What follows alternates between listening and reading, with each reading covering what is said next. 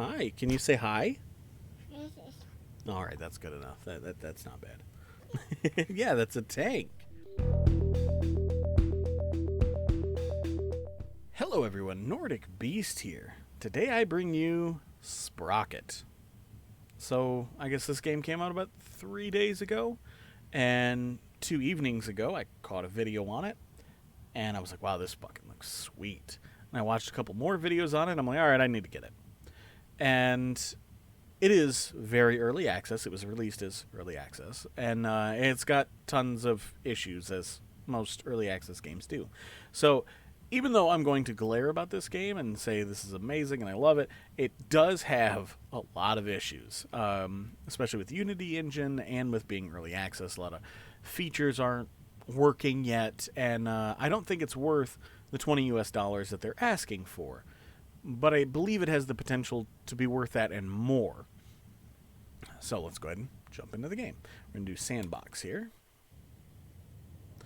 And this is what you start with. So you have all kinds of tanks that are already in the game, and some I've already built and saved and stuff. So you have over here on the left your base, mobility, firepower, crew, and livery, I guess is how you pronounce that. So like with base, you have your hull and your turret. Then you have your shape and armor. And same thing with the turret. So you can just point and click and move, which is kind of nice. There you go. But it's not as intuitive as one would think.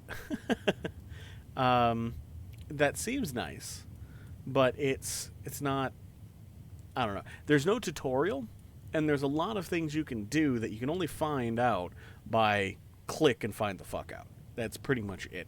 Luckily, I've got a lot of experience with games like this, like Space Engineers, and I also play a game called Naval Art, very similar to this, and it's pretty much the same as those, but for tanks, and which is really cool. Yeah, so next we have mobility. You have your powertrain, tracks, engine, transmission, fuel, and fenders. So transmission, you just got the two twin transmission, clutching brake. Now tracks, this is fun. All right, so check this out. I'm going to hop in, watch the suspension. Squish. Even the default tank just squishes you down. And they don't quite give you an explanation of why, as once again the game is lacking a tutorial. Now over here, you have layout for your tracks, and then you go to suspension. It does say vehicle sinking too much. Try decreasing the rest angle. So you can do this, and look at how ridiculous that looks. And then we boop, go back into the game. Now you're a little better. But I really don't like that. I don't like that you have to extend these out so much, and it looks ridiculous while you're working on it. But then when you spawn it, all right, now it looks a little bit more normal. Now it looks right. So one of the patches they put out yesterday was adding more strength to the suspension arms. I don't know. I think maybe just explain it a little bit better, because I still don't fully understand how this works. Now, I know if I do that too, it'll help, but you get like bounce. You also get, if you notice, the ass end of the tank is lower than the front, and I don't know why. The front's got way more armor than the back. The engine's mounted in the back. So why? I don't know. So yeah, and now here we have engines. Now, I don't know shit about engines. I can tell you about, you put tracks on, I can tell you about vehicle all day, but I don't know anything about cars. I don't know anything about engines. And so I usually just go with medium, then I'll go to advanced, and you can see all these options here. And usually I'll just increase to 12-cylinder. Like, I'll show you later, I was working on what I call the U.S. Tank Destroyer, and I kind of went with like a late Sherman-esque feel. And I know the late Shermans had a 12-cylinder diesel, so I put that in there. Your transmission. So all your various gears for transmissions. Now, the more gears you have, the bigger and heavier your transmission is, more weight it adds, and the more internal volume it takes up. Now, fuel tanks, this is kind of cool down here. You can grab your fuel tanks and bloop. Now it tells you where they are. And then you can adjust how much fuel you have, which I think is pretty darned awesome. And then you also have these external fuel tanks. Now, if you hold shift and use your scroll wheel, you can increase or decrease your fuel tank size. And then lastly, you have your fenders, which these are like auto-designed fenders. You can bloop, pop them on and off right here. And then you can change what type of fenders you have and kind of bulk them out a little. Make them a little longer. There you go. Little protective fenders. But then, yeah, they stick out here. That kind of drives me nuts, but there's only so much you can do. So let's go back to the regular. There we go. Now, firepower. You have your gun mounts. So we're going to use this basic gun mount here. Boop. There's your little one. Here's your medium one. Just pretty sizable. And here is your big ass one. It's like a KV2 mount. So you have all your adjustments here for being able to move your gun. And also your mantlet and how big it is. So you can go to your cannon. And let's go ahead and do a KV1 or KV2 shell. It's a 152 millimeter. Come on. All right. You can just type it in. 152, enter. There we go. Don't need that. Even that still looks a little long, but we're gonna. There we go. Our KV2. Let's pop back real quick and. There we go. Yeah, now we have actual volume. So, and then your ammunition, it tells you how much ammunition you have stored and where. So your AP and your APHE. Your APHE is actually just explosives. So you have your internal volume, which is kind of neat. You can tell it how much ammo you want and where, and depending on your volume, it generates that based on how big are your fuel tanks, how much crew is in there, where are they allocated in the tank, and where's your engine, and blah, blah, blah, blah, blah. So with crew, you can take your commander. So you got a commander's hatch. Boop. Now he is located right there. You take, here's your driver. Go ahead and pop our driver there. Now you see him. Take our gunner. And we're going to pop him right there. Sticking out of the turret a little bit, but not bad. We need to offset it from the gun a little so we can actually see.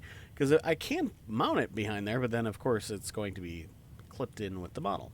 So, as you see over here with the crew, we have commander, driver, gunner, loader. And with the loader, you can't show where he is, but you can say, hey, he's in the turret. And there you have it. So, in the library, we can, boop, mess with all these different...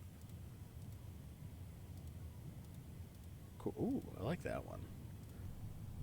And finally, we have these decals.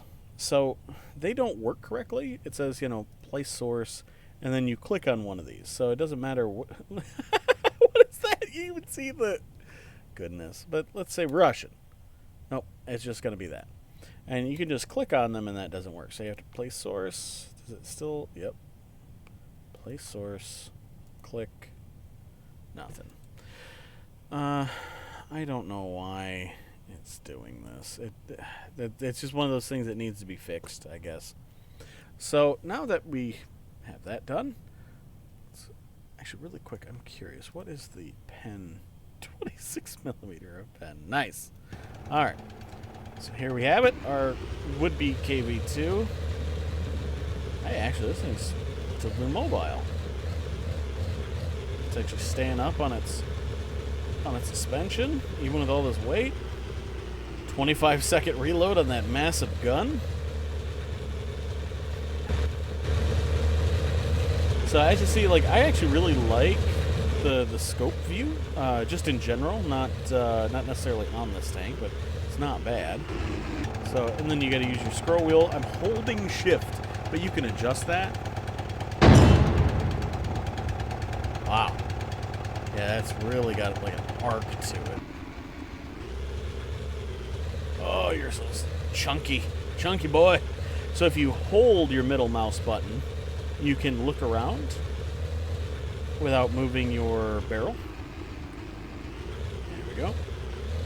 And you can also load in other vehicles, which I'm going to do here in just a moment.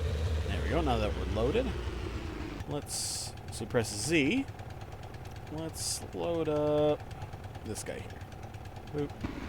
I think we might be able to shoot him somewhere. Nope, totally missed. This turret is totally unprotected, so it's like 10 millimeter of armor is the base for this. The hull is super thick. Where are you going, buddy?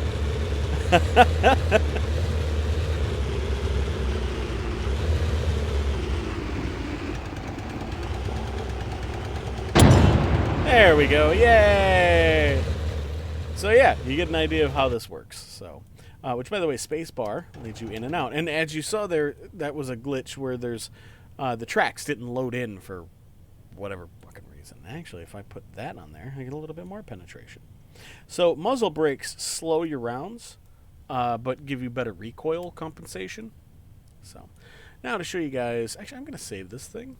Let's call it KV2 Wannabe. Whoop. Wannabe. I'm going to save. So here's my U.S. tank destroyer. Very Sherman-esque as a tank destroyer. 76 millimeter gun on there. Not same armor values as the Sherman. Like think of late war Sherman. But as you see, much more squat. And I don't know if I got the dimensions right. Now, okay, so real quick before I continue on that, I'm going to load up a different vehicle. I tried to make the Walker Bulldog. Come on, give me... There we go. I tried to make the Walker Bulldog. And, I mean, with what you have in the game, I don't think this is bad looking. You can't do rounded turrets and stuff yet, so it's very much a mini Tiger 2 looking, you know. But this is about as close as I was going to get. Now, it does match the dimensions. I had to Google the proper dimensions, so it is about the right size. And you notice how high up the suspension is, so go ahead and load it in. And you see, you get a little bounce, but not bad. Overall, you get a decent mobility out of this guy. A lot of rock to make the damn suspension function correctly. But yeah. And we do have a 76 millimeter gun. I try to make it as high velocity as possible. However, I don't think it matches the proper penetration value. But then again, you can't tell it APF or APDS rounds. So now here's the big thing: the M41 Walker Bulldog weighed about 24 tons. Why is it 34 tons? Like the armor values are correct. Actually, here we can bloop. There we go. So, well, and actually, I think my armor value is lighter. Look at that. Effective thickness and then actual thickness. You want to look at the thickness. 25 millimeter.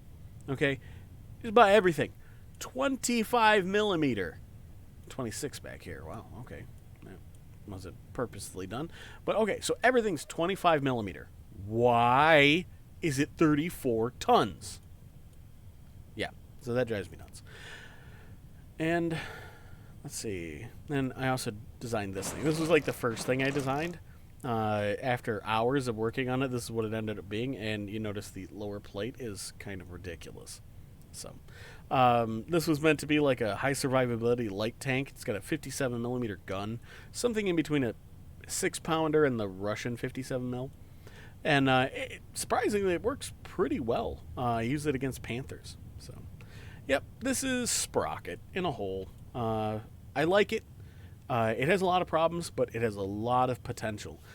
Let me know what you think about it in the comments down below. Would you like to see more of this in the future? I plan on doing more, but I would like to know if you guys want to actually see it or not. So, thanks for watching, and I'll see you guys next time.